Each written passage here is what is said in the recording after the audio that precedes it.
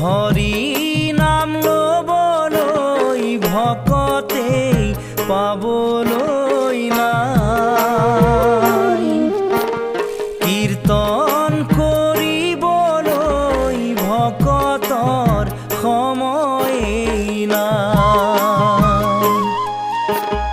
হৰি নাম লবলৈ ভকতে পাবলৈ নাই, কীৰ্তন কৰিবলৈ ভকতৰ সময়েই নাই।